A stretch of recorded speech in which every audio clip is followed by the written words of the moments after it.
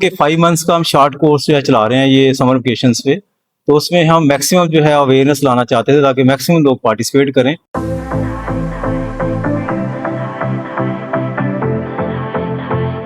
एक नया आइडिया मिला है और फर्दर इसको हम और ज़्यादा बढ़ाने की कोशिश करेंगे।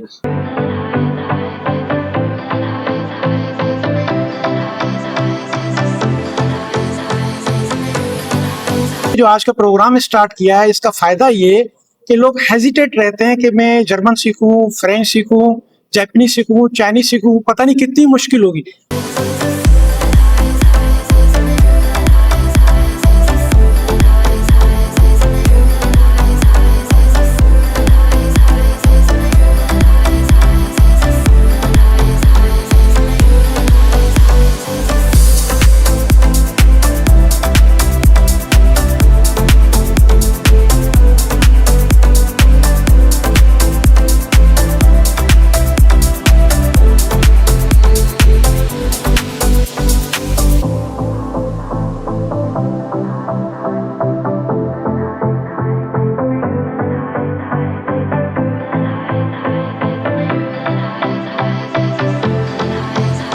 National university of modern languages NUML Hyderabad campus के शोबा लैंग्वेजेस के ज़ेर एहतमाम नमल ग्लोबल लैंग्वेजेस सेमिनार 2026 का कामयाब इनेकाद किया गया। सेमिनार का मकसद सिंध के नौजवानों को आलमी ज़बानों, बैनुल-अक़वामी तालीम, स्कॉलरशिप्स, रोज़गार और दुनिया भर में दस्तियाब रोशन मुस्तकबिल के मौक़े से आगाह करना था। ये seminar rector NUML major general Shahid Mahmood Kayani की विजन की अमली ताबीर भी था। तकरीब का आगाज़ तिलावत कलाम पाक से किया गया, जिसके बाद कौमी तराना पेश किया गया।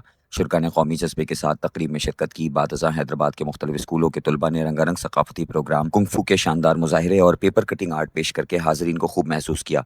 तकरीब के मेहमान खुसूसी regional director NUML university Hyderabad campus colonel Mohammad Nawaz ने अपने खिताब में कहा कि आज के जदीद दौर में आलमी ज़ुबानों का हुसूल सिर्फ एक महारत नहीं बल्कि कामयाब मुस्तकबिल की ज़मानत है। उन्होंने नौजवानों पर जोर दिया कि वो मुख्तलिफ बैनुल-अक़वामी ज़ुबानें सीख कर तालीम, तहकीक, रोज़गार और आलमी सतह पर अपनी सलाहियतों का इजहार करें।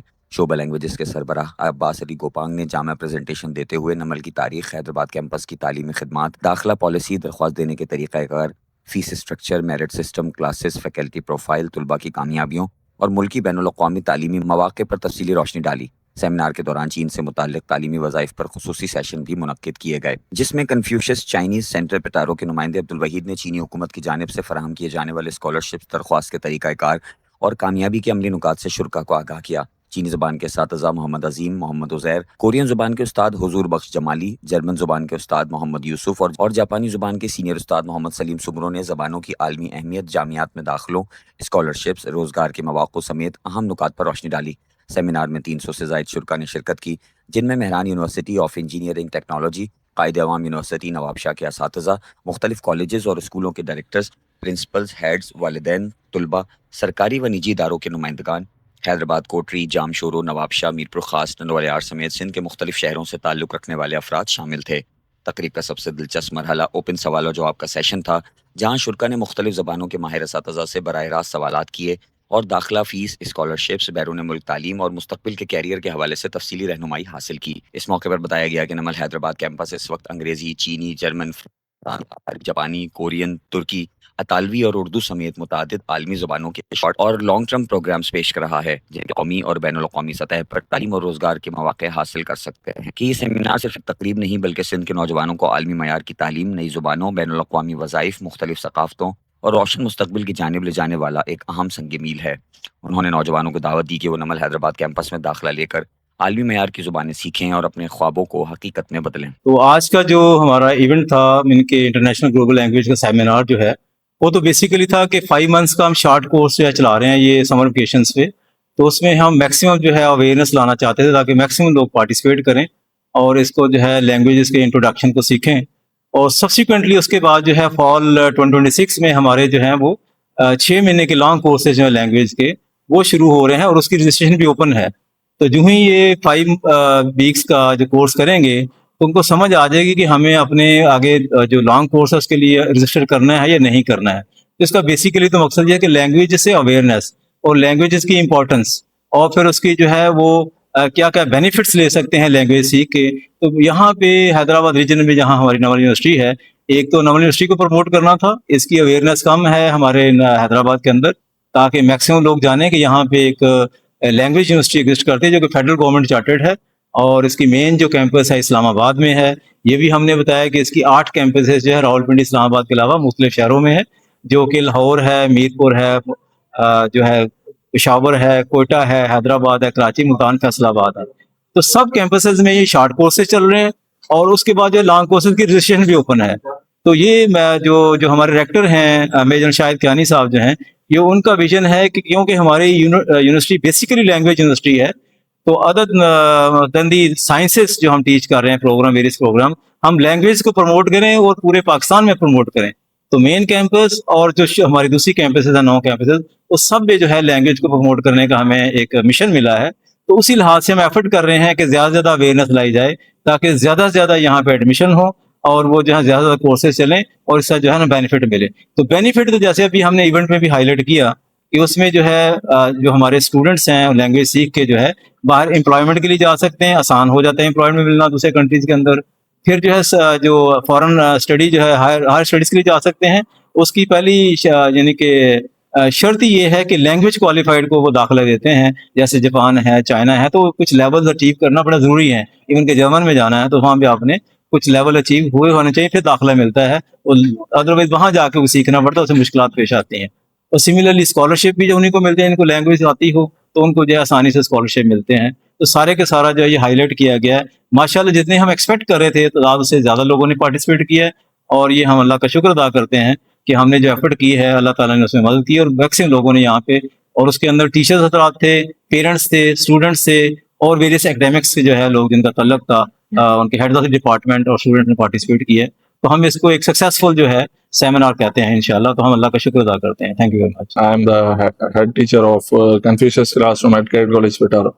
अच्छा, आज के सेमिनार के हवाले से जो एक्सपेक्टेशन थी वो कई ज़्यादा हुई, जो हमने सोचा था उससे कई ज़्यादा हुआ। यहाँ पे आके जो इवेंट से देखा, मैनेजमेंट जो थी, ओवरऑल टीचर की जो कोऑपरेशन है या स्टूडेंट्स की जो कोऑपरेशन है, उसको देखकर एक नया आइडिया मिला है, और फर्दर इसको हम और ज़्यादा बढ़ाने की कोशिश करेंगे। और हमारा अभी नमल यूनिवर्सिटी के साथ जो है MOU साइन होने वाला है, डिस्कशन चल रही है, उस पर कागजी कार्रवाई रहती है। जापानीज लैंग्वेज मैंने 20 साल की उम्र में सीखी थी 1984 में, और फिर 2015 में मैंने 6 महीने का मजीद कोर्स किया। ये इन्होंने जो आज का प्रोग्राम स्टार्ट किया है, इसका फायदा ये कि लोग हेजिटेट रहते हैं कि मैं जर्मन सीखूं, फ्रेंच सीखूं, जापानीज सीखूं, चाइनीज सीखूं, पता नहीं कितनी मुश्किल होगी। अब ये काम आसान हो गया है कि 5 हफ्ते का कोर्स है। इसमें आदमी को, बच्चों को आइडिया हो जाता है कि भाई अगर ये मुझे जापानीज लैंग्वेज में दाखिला लिया है और ये मुझे समझ में आ रही है, तो फिर वो बड़े आराम से 6 महीने के कोर्स में दाखिला ले लेगा। अब जापानीज क्यों सीखनी चाहिए? तो मैं खुद एक सवाल करता हूं कि जापान में आपको पता है उर्दू कब स्टार्ट हुई? किसी को अंदाजा है? 1908 में।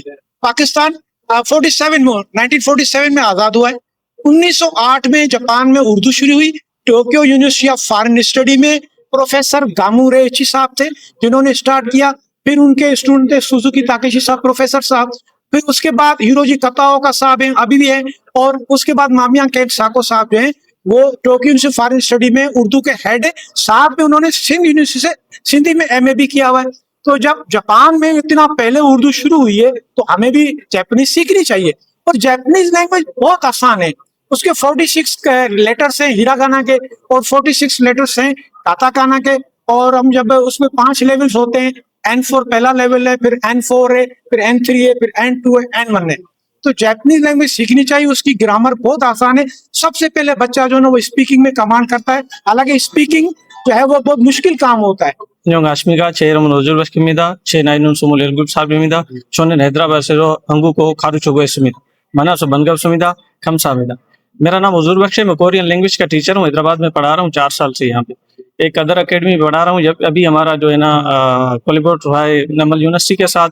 आज का जो सेमिनार हुआ है बहुत अच्छा हुआ है, और हम पूरी उम्मीद है कि इससे बहुत सारे लड़के जो है ना, बच्चे न्यू जनरेशन जो है ना वो जुड़ेंगे, और स्कॉलरशिप और जो है ना वीज़ाज के जो अपॉर्चुनिटी हैं उनसे फ़ायदा उठाएंगे। Hallo, guten Abend. Mein Name ist Mohammed Yusuf. Ich bin Deutschlehrer seit einem Jahr und ich lehre Deutsche Unterricht A1 bis B2 in meinem Heimatland und mein Ort. Und jetzt bin ich Deutschlehrer in Namal Universität in Hyderabad. Und heute ist eine Sprachseminar in der Namal Universität. Und es ist sehr interessant. Viele Menschen kommen zu Sprachseminare und weiter lernen zu Sprach. नमल की मुनफरद बात ये है कि नमल सिर्फ यहाँ पे language नहीं कराता, कोर्सेज नहीं कराता, उसके साथ साथ जो रिलेटेड अपॉर्चुनिटीज़ होती हैं वो भी प्रोवाइड करता है। जिस तरह अभी हमारा जो चाइना का इदारा है लैंग्वेज का कन्फ्यूशस, उसके साथ हमारा डायरेक्ट MOU जो अंडर प्रोसेस है 90% हो चुका है। जैसे उनके साथ हमारा MOU हो जाएगा तो हम बच्चों को चाइना तक फैसिलिटेट करेंगे in terms of visas, in terms of the scholarships, in terms of higher education, तो फुली सपोर्ट करेंगे। सिर्फ कन्फ्यूशस चाइना तक हम महदूद नहीं है। हमारी जो कोलाब्रेशन स्टार्ट होने वाली है ब्रिटिश काउंसिल के साथ फॉर द आइल्स, तो आइल्स के लिए इंशाल्लाह हम नमल हैदराबाद को आइल्स टेस्टिंग सेंटर बनाएंगे एंड स्कॉलरशिप्स भी दिलाएंगे बच्चों को जो हायर स्टडीज के लिए जाते हैं जो इंग्लिश स्पीकिंग कंट्रीज हैं। उसके साथ साथ जो हमारा MOU है इंशाल्लाह गोइथी के साथ जो जर्मन लैंग्वेज का इदारा है उसके साथ भी, तो उनके साथ भी MOU होगा। MOU का मकसद सिर्फ यहाँ तक नहीं है कि उनके साथ हमारा सिर्फ एक लिंक हो।